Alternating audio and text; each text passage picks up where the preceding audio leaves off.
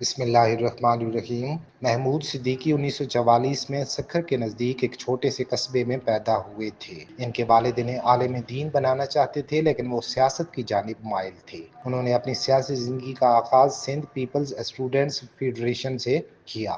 اس سلسلے میں انہوں نے قید و بند کی صحبت بھی برداشت کی۔ انہوں نے قانون کی تعلیم حاصل کی اور شیخ حجاز کے جونیئر کے طور پر وکالت کے میدان میں قدم رکھا تھا۔ انہوں نے کچھ وقت ریڈیو پاکستان میں اناؤنسمنٹ بھی کی اور کچھ عرصہ کے لیے روزنامہ ہلال پاکستان میں کام کیا۔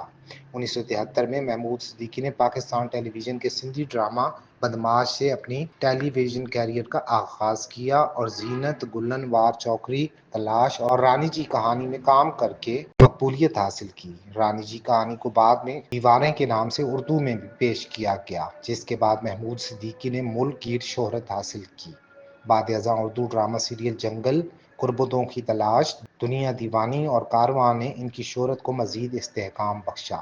کارواں میں انہوں نے بہترین اداکار کا PTV ایوارڈ بھی حاصل کیا۔ انہوں نے پرائیویٹ سیکٹر کے لیے لہلے پہ دیلا کے نام سے ایک سیریل بھی بنائی، جسے ایک پرائیویٹ ٹی وی چینل نے 3 مرتبہ نشر کیا، مگر محمود صدیقی کو اس سیریل کے بدلے میں طے شدہ رقم کا صرف 10% حصہ ادا کیا گیا۔ محمود صدیقی نے یہ سیریل قرض لے کر بنایا تھا، چنانچہ وہ ان مالی مشکلات سے بے حد دل برداشتہ ہوئے اور اسی غم میں وفات پا گئے۔